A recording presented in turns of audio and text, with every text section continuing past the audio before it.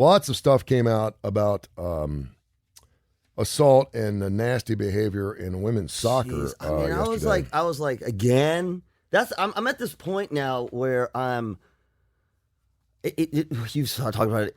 I'm not over it, but it's like, where is it not going to happen? I'm getting to the point now where wherever there's men and women together in some athletic platform, that something's being said or something's being done, and it's amazing to me that. Weren't you surprised? I was, because then the Australian women came out. Did you see that story? No, the Australian. Oh, the Australian soccer team. Against their coaches. Yeah, but it was women on women. Oh, I didn't see that. Yeah, I'll read it for you. I didn't see that. So, it's easy to think, okay, you've got all these beautiful women who are athletically just absolutely rocking, and you got these male guys who are coaches, and it's just hard. Yeah. Right. And they just can't keep their hands away, or they say things, hey, honey, hey, Tootsie, hey, sweetheart, that kind of thing. Riley, who's the coach, who's already resigned or got fired, one or the other, it came out yesterday, and I'll tell you what he said. He's denying it. Yeah, he's denied it and said, I bought them drinks. I never got into their personal relationships, never took any of them out, never did anything sexual with them. Yeah, they're claiming otherwise. I mean, come on. Again, to me, there's no gray area here. There really isn't a gray area. I used to think there was, but I'm with you now. What I mean is, it's super easy to it's super clear to stay away from any gray area. Yeah. Like, I can't even, we can give you all the examples. Don't call your players, in particular in this day age, don't call your players sweetie, honey, baby. Yeah. Don't do that. Number two, I mean, buying drinks, maybe. I guess what I'm going to say is their allegations are not, he bought us drinks and that was sexual harassment. Yeah. Right? Yeah, they were talking about. I have not seen any specific allegations. I haven't either. That's making me. Does that surprise you? Because it sounds like it's purely verbal. Yeah, it's purely verbal harassment. Yes, which in athletics can be construed as assault-like or whatever. Particularly when it's a male and a female. Get your head out of your ass, because we know that in competition there's a lot of things said that. But they're claiming, what's interesting to me is I'm with you. I'm totally with you because they're claiming sexual harassment. They're not claiming belittling, verbal harassment. Because look, dude, in sports, you know this. There is a lot, particularly in high school. Oh, yeah. There is a lot of verbal abuse. Forget the sexual part. A lot. Yeah. Verbal abuse that's really inappropriate. I see it all. I mean, I see it all the time.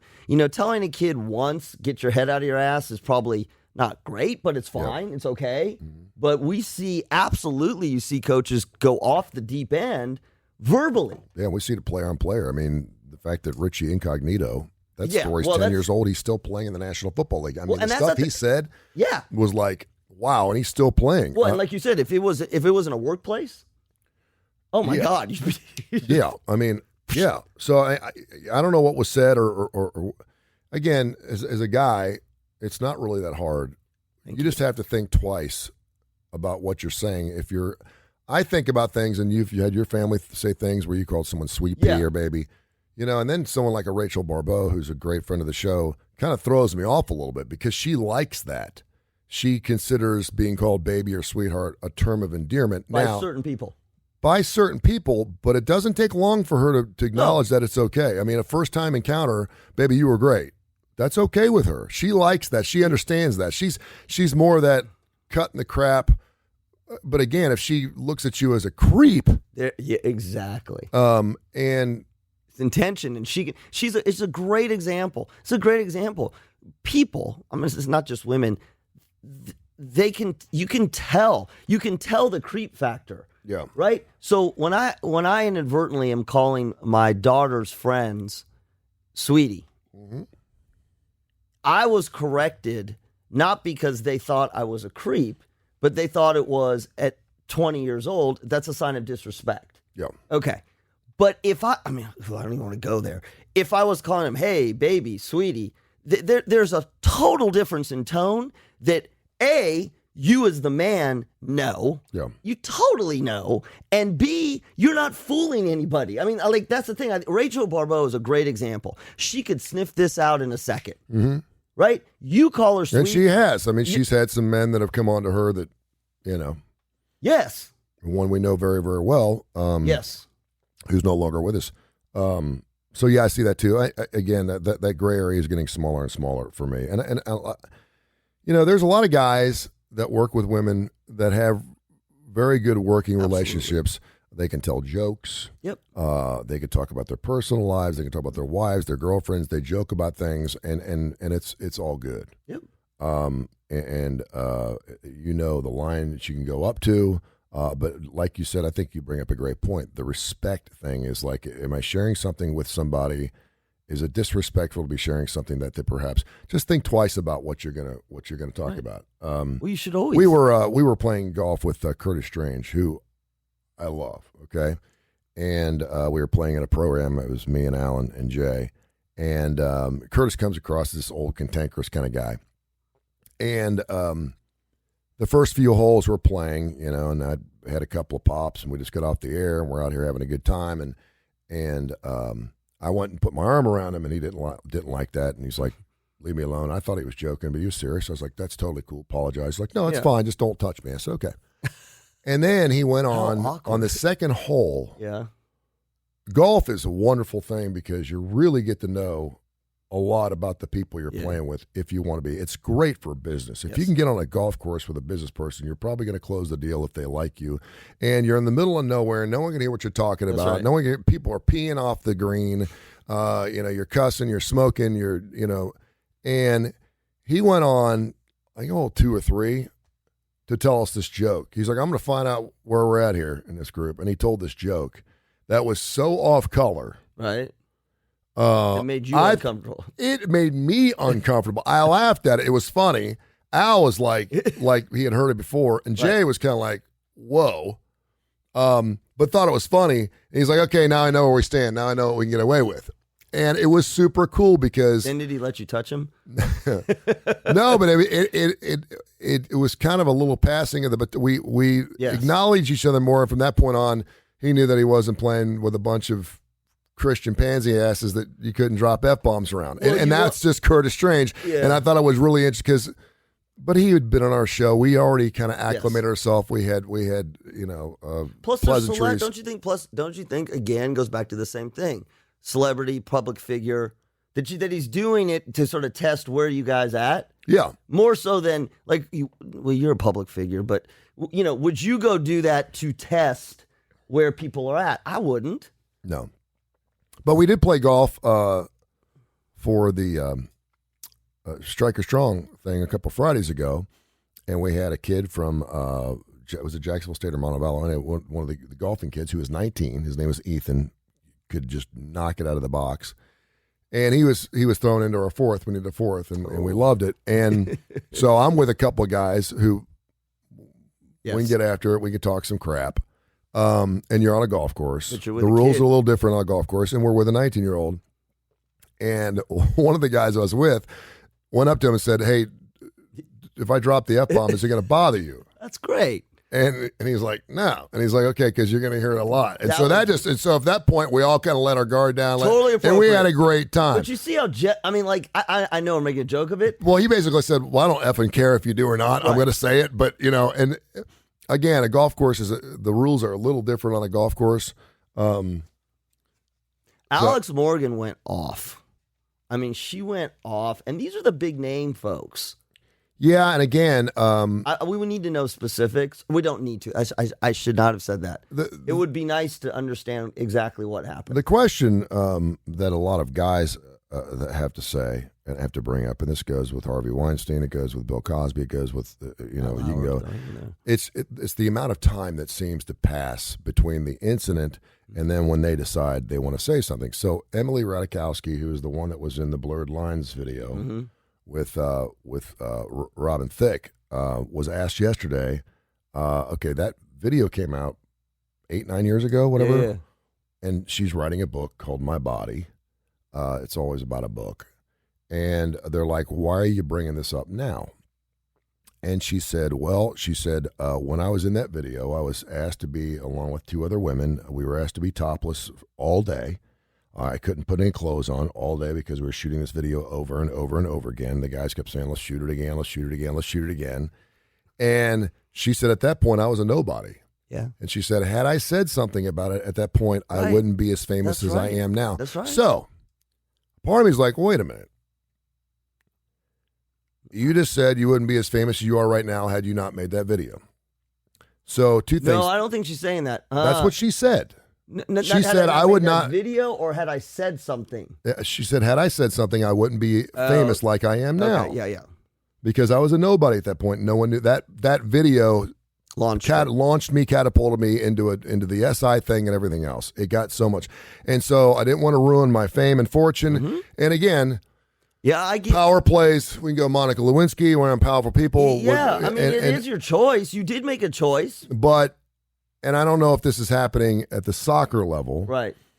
But what I'm seeing repeatedly is I wish I had said something earlier because I didn't say something when it happened. A lot more women, men, whatever, were abused. Yes. Under the tutelage of this person. And so that's something you got to live with. Well, Now, I don't know if Robin Thicke cupped other women's breasts on the thing, but think because about that. So think about the decision you have. What a tough decision to make. That's exactly. So let's at least talk about how that's a difficult decision to make. You're sitting there, you're in the situation, you know it's not right, or you honestly believe that it's going to affect whether it's your career, your playing time, and you have to make this decision between what we would say is sort of morally right.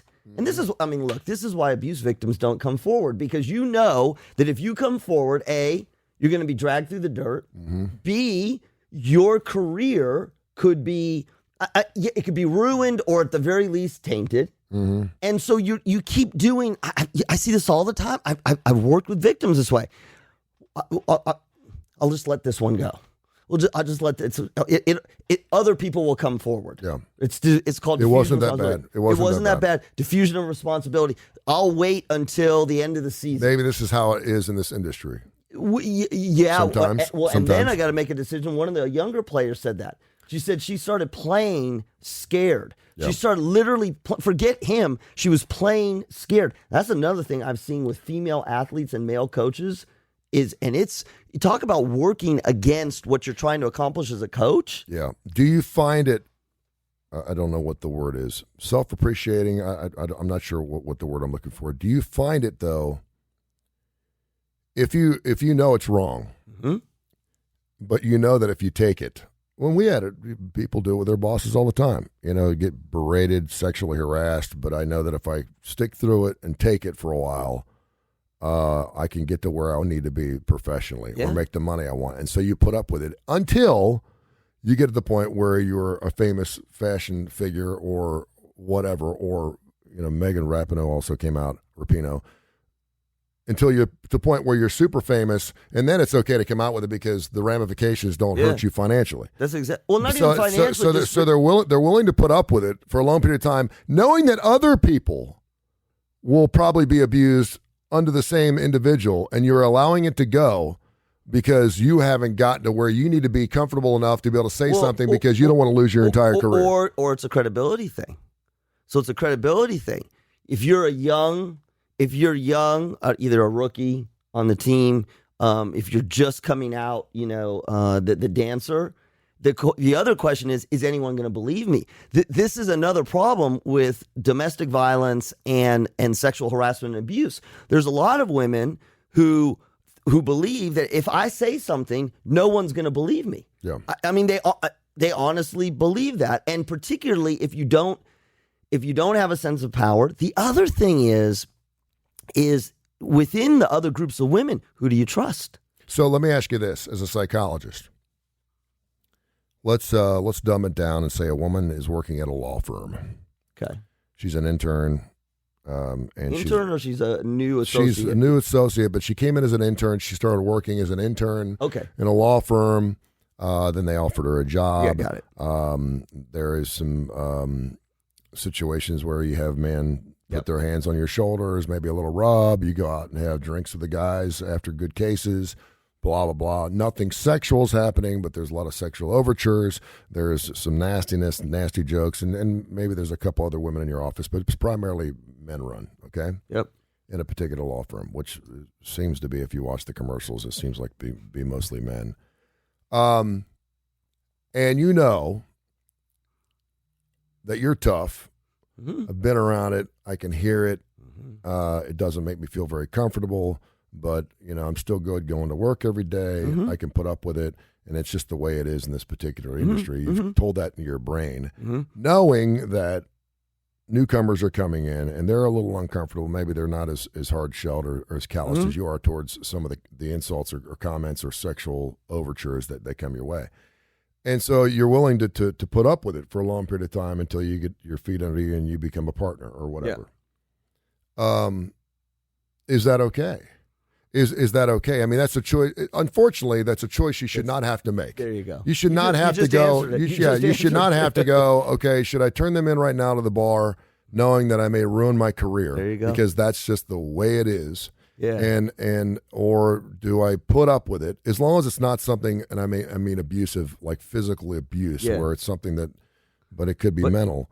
Because I know a lot of people that put up with that crap for years and years and years, yes. and then finally when they get into their own, that's when they divulge, and it's almost a little too. Well, but no, late. because it's exactly. Think about it. That's the whole. You hear me saying over and over again, the power differential. Yeah. Look at what you just described. They wait until the power differential is not a differential. Yeah. Right? Until they've got enough power to know that if I come forward and say something that even, A, I have more credibility, B, I have more power and other people will come with me, and there's a greater chance that not only will there be justice, but that I will be supported. And let's play with just one level down. When you're in that position, you're scared. Yeah. So when you get to a good position of power, now you're no longer scared. And despite the fact that type of behavior from a man or a woman on a woman, man on a man, is disrespectful and not called for in the workplace, regardless of whether it's soccer or a law firm. Yeah. By you not saying something right off the bat is inadvertently telling that lawyer, telling that coach, telling that other female that wants to take a shower with you after games that it's okay behavior. Yeah, so even though you hate it, you're telling that person, if you're laughing at the racial joke, or you're slapping back when they pat you on the backside after a case, by not saying anything, you're lumping. Hang on, I do think you're lumping some things together that cross a threshold. I do really think this. There's the derogatory talk, locker room comments, all of that, sexual innuendos verbally, bad jokes. Mm-hmm. When someone touches you, that's like a threat. That's a line. Yep. That's a line. I touching you on the shoulder, slapping you in the back, that's one of those ones where that's super clear. I mean, the jokes and the bad stuff. Okay. I also think within the jokes, there's the distasteful jokes, which not appropriate, but you can even go one step further. Distasteful jokes and then innuendos to you. Mm-hmm. That's another line that's crossed. But yes. But again, as long as you continually put up with it and don't say anything. And I understand why you wouldn't say anything. Maybe you're super close to that partnership, or maybe maybe everything in that job is something you love. It's something you've wanted to do your entire life, and you just have to deal with this 76-year-old creepy asshole. That's exactly. And so you're putting up with it. But again, by putting up with it, you're inadvertently, and they may even know that type of behavior is wrong. Of course they do. It could be generational, where it was a guys' club. That's what they always did. They get away with it. Because them acting like that around you and you not saying anything is giving more fuel to that fire to think, well, she's cool. She's totally cool, dude. She's in this here. She's totally cool. I had a black friend of mine that worked overnights at the radio station. It's John Michaels. He works out in Wyoming now. He's the only black man in Wyoming. He lives in Casper, of all places. We think it's hilarious that he lives in Casper, Wyoming, as Casper the Friendly Ghost. And he's a black guy, and there was a white guy that came on before him that worked 6 to 10 or 7 to midnight, whatever. And he would tell John black jokes when John would come in the studio. John was a totally cool guy, great guy. We used to joke a lot about different things. I never told black jokes, the guy, but there's pretty much nothing. He was the one that was into women's feet. You'd have to see their feet. Well, that was the whole issue. And he would tell these black jokes. And John, he would laugh.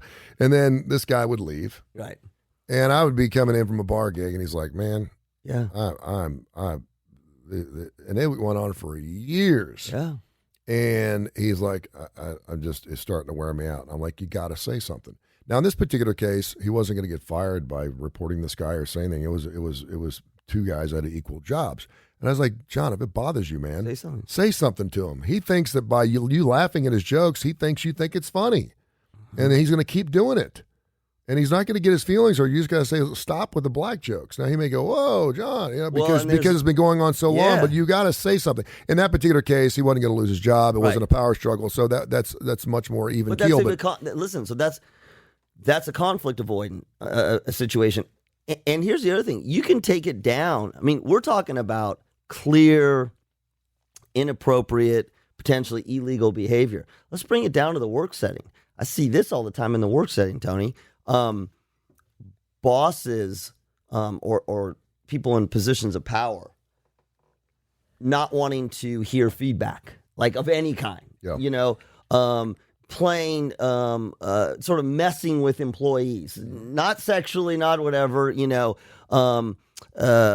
promoting one person over another, not sexually, and just these sort of control moves that are not illegal, but it's why people leave companies. Yeah. And so, I mean, one of the things that you have to take into consideration is, I understand hierarchies and power and that kind of stuff, but there is so much stuff that happens in the workplace of just a lack of respect, even for the people that work for you at its lowest level. That happens all the time. That shouldn't be in the workplace. Yeah, I agree. Like, you can get pissed at people. There's nothing wrong with that. But that's what makes this just so bad. And, again, where's it going to pop up next? Yeah, and just to kind of go through it, the National Women's Soccer League players demanded accountability from the league's leaders yesterday after no one in the position of power or ability acted against a former coach accused of sexual misconduct in the first on-camera interviews of players since North Carolina Courage coach Paul Riley was fired. The NWSL commissioner, Lisa Baird, resigned. Orlando Pride goalkeeper Aaron McLeod and another Gotham FC midfielder told NBC News that the league cannot be viewed as a safe workplace. No, absolutely not, Zerboni said. How do we know if we turn up to work every day that this is not going to happen to us, or that it's not going to happen again? Because it did again and again and again. No one in a position of power or ability ever stopped it. U.S. Soccer, the sport's national governing body, announced Sunday that it had appointed former acting attorney general Sally Yates to lead the investigation.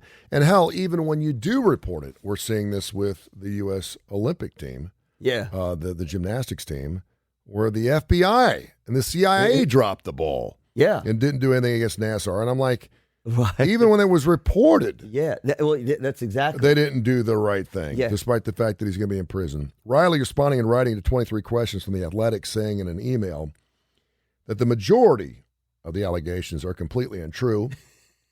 Again, we don't know what the specifics are. Yeah. The majority of them. One midfielder and another gal told The Athletic that after a night of drinking in 2015, Riley took them to his apartment and pressured them to kiss each other as he watched. That's the only specific we have. That's bad enough. He did say, I never had sex with or made sexual advances toward these players. No, I made them. Sorry. Yeah. I made them have it towards each other. Riley wrote, that's even creepier. When a dude's with two women and you're going to make him do something sexual and you're not part of it, that's even more creepier. I did not have sex with this woman. Yeah, but that's not why he's doing it. Right. That he likes that. He'd rather see two women kiss each other than actually be in a threesome with them. Riley wrote that sometimes he socialized with players and occasionally picked up their bar tabs, but not take them out drinking. Okay. He said, there's a chance I've said something. I know. Governor Cuomo, listen very carefully. I love this because this is the new out. Yeah. Listen very carefully, guys, if you're in trouble. There's a chance I've said something along the way that offended someone. And if I have. But I didn't mean to. It was not my intention. In the heat of the moment, I do not belittle my players, comment on their weight, or discuss their personal relationships. I don't know why he said comment on their weight. Because that's a thing. And so then after that happened, the Australian soccer team came out Australian women's soccer has been rocked by explosive allegations of sexual abuse, bullying, and grooming within the toxic culture of the sport. Recently retired Matildas great Lisa Devana, who I actually know, has opened up about her shocking alleged incident she experienced during her career, which go back 2 decades. Bombshell accusations included allegedly being pulled down from behind and dry humped. Jeez. She also alleged, and this is not just men on women, this is women on women. She alleged she was also asked by 2 other girls on the team to join them in the shower and rub soap all over each other in separate alleged incidences. When she, of course, said she wasn't interested, they were like, you know you want to. And she's like, no, I'm good. And they just laughed at her. Mm-hmm. She said, I've seen cultural problems at all levels throughout the years, from men and women, and girls coming through need to be brave. And also the girls that have been through this need to be brave and know they're not alone. As a youngster and a player, I didn't know how to address this, but it's still happening across all levels. And it's time to speak up. She also tweeted out, women protecting women who abuse women, players protecting senior players who abuse younger players. Mm-hmm. This is not just coaches. This is players on the same team. Organizations protecting coaches, players who abuse players. Abuse is abuse. Poor behavior is poor across all boards. Yeah, I mean, like you said, Richie Incognito. I mean, it's happening. And we've talked to Al about this. Where's the line? How much harassment can you do of a rookie? Right? What did you say with Al, with the pennies or the... Oh, yeah. I mean, that was their initiation. Well, right. And they're hazing, and he'd have to run naked down the hallway at an Auburn dorm at 3 o'clock in the morning, being pelted with bags of nickels. And he was bruised up, beat up, but he stands by. Well, it's okay. I understand that. And I don't know if they're still doing that or not. It was a hazing situation, but he stands by. That was a rite of passage for me. And once I got to the other side, I realized how important it was that I needed to go through that. And I said, really? Yeah, see? And that's the thing. What I think is really hard about this, and what I was saying before, look, it's one thing to tell jokes, it's another thing to touch a person, that kind of thing. But as you're mixing all this stuff up, okay, where is the line? All of our guys who are commenting on Urban Meyer, it wasn't that bad. Well, okay, it wasn't that bad, but it was bad enough. I mean, this is not hard. Yeah. Like, this is not hard. It's we're making it harder because people are starting now to call out. Again, I'll say it with social media. There are easier ways now to confront something without having to directly confront it. I mean, that's just it. You can tweet something out. You can DM somebody. There's a thought process, too. And Urban Meyer, if he had won 9 games this year or had been at Jackson over 3 or 4 years and was turning that program around, and then this happened, we're probably not talking about it nearly as much. We're probably still talking about it, but not nearly as much. Yes. There may not even be a video of it out. But because it's his first year, and because of some of the things that have happened in the past with him, and his weird hires, his heart condition, his going from one job to the next and seeming to leave cupboards bare in the organizations he leaves, which includes Ohio State and Florida. This is a situation, and I keep going back to, because I've been in radio for since I was 12, and I've had multiple bosses. They were never immediate bosses. They were my GMs. And GMs were always kind of creepy. But radio was kind of creepy, but you knew it. Right. You didn't get into radio unless you were willing to have a good time. Right. We used to have to, Xerox our breast but not now, our junk right? in order to get into the Christmas party. We used to, we had the party after party, but the party after party was like for the really kooks, right? But even the Christmas parties we used to have, we'd have a salesman making out with another salesman and, right. going up, and on my 22nd birthday, when I was at Classic Rock 99.5, we had a giant window. If you came up to get tickets, you saw it. We had a giant window that was huge, and my GM hired a hooker, a stripper. Her name was Bubbles. I'll never forget her because my engineer fell in love with her. She came in and my boss said, hey, this woman's here from State Farm or whatever, and she's doing an in-studio remote, which we did on occasion, and she wants to talk about insurance or something, and she wants to be on from like 3:15 to 3:30. I said, okay, that's whatever. And so I'm sitting there talking to her, and she was striking, beautiful, but was kind of dressed to the nines, didn't look like a stripper. Oh, geez. And then next thing you know, my boss is coming in. He's putting the song Legs on, and she starts taking her clothes off. And I was like, here we go, right. da-da-da-da. So she's basically giving me a lap dance in the studio with the window, no curtains, Salespeople walking by laughing. Well, you were 22. Women walking by laughing. Winners coming in the studio waving, going, "This is cool." And that's what radio was. It's totally different now. That was the fun. There was always a couple people back in HR or back in traffic continuity or sales where you knew they were off limits. Well, yes, particularly They HR. had families, they had husbands or whatever, and you didn't tell dirty jokes to those people. Yeah. Even at Christmas parties. There was the ones that get in, get their free box, and left. And then you'd find out who it was. But that's what radio was. And then most people that are in the radio industry would say that was when radio was fun. It was when it was a good time. It got really, really corporate. And obviously there were some people that called us out on it, and it changed everything. And that's been pretty much from corporation business to business. So that's the thing. But to my point, I've had several bosses who were married, would move here from a different city. The wife would stay behind, and they were cheating. Yep. And we're proud of it because you used to go out with your boss. I went to strip clubs with my GM. The boss was proud of it? Well, yeah. He would make no qualms about going out and having drinks with Tony Kurre. And we'd be out, and I'm going to get that one tonight. And but even then, at the age of 22, 23, 24, and I was a young whippersnapper, single, was getting after it. Even then, I thought there was a little bit of okay, I love the fact that I'm out with a boss and that we can get along and that we're having a good time. But you're still a boss. Yes. And if you're willing to cheat on your wife because she's out of town, what else are you willing to cheat on inside the workplace? And I... you would go in hey, come office, man, you're not going to believe the weekend I had. And I'm like, what happened? Well, blah, blah, blah. What'd you do? And I'm sure you're sharing that with your boss. And it was super cool because he was in a place of power.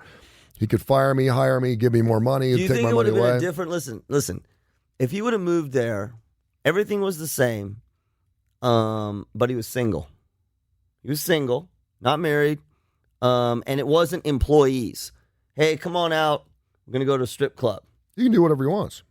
No, I'm saying would have been less bothersome to you. Oh, absolutely. Right.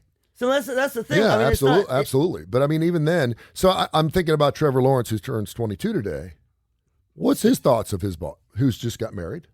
Oh, that's right. Okay, let's talk about that. Let's talk about that ramification. You know what his wife's doing right now? Hey, guess what I'm doing later on tonight? Hey, Urban and I are going to go out and have a couple of beers after the game on Sunday. You cool with that? I forgot he got now married. His wife is hearing about what's going on with Urban, and I got news for you.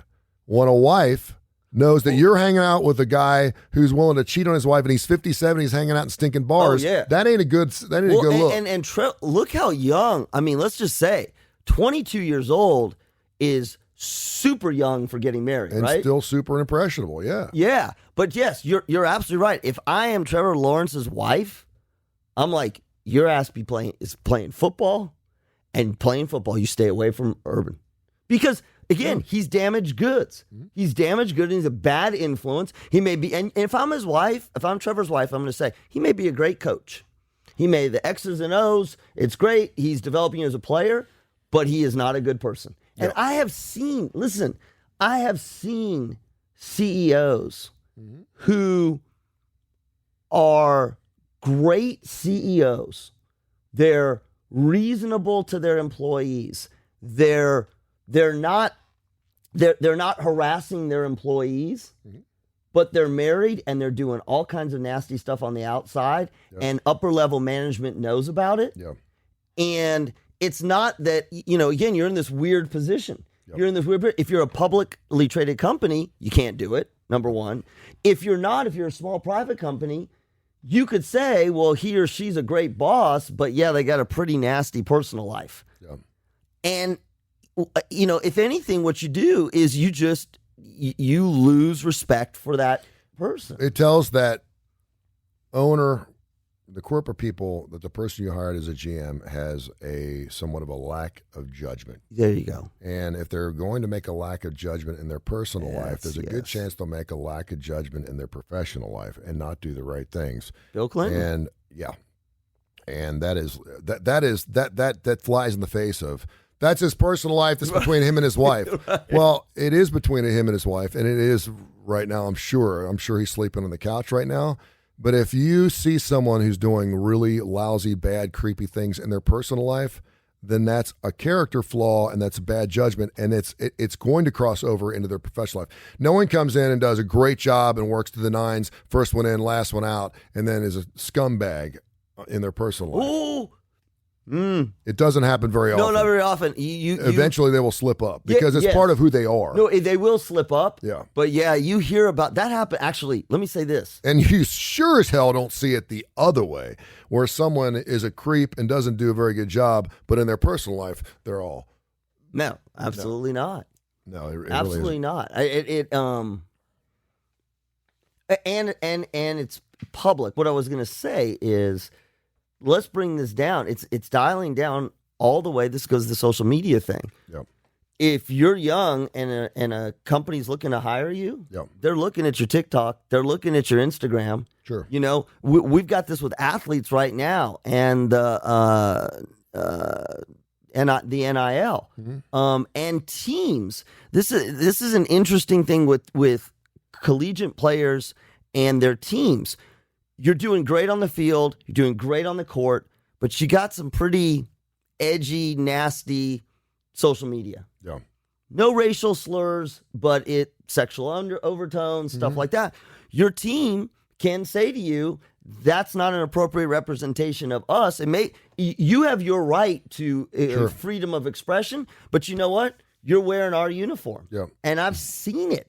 You know, this is, and you take it to the next level with the pros, but with the pros, it tends to be, think about it, it tends to be domestic violence, that stuff. But you can bring it all the way down to the corporate setting. Hey, look, that's great. You're doing a great job, but I saw your Instagram account. Yeah. I saw this, let me just say this quickly. I saw this during the pandemic when we were completely shut down. Oh my God, the amount of employees that were getting themselves in trouble by doing things like, I saw this. I'm taking a sick day, right? And then 10 minutes, I can't be on this meeting.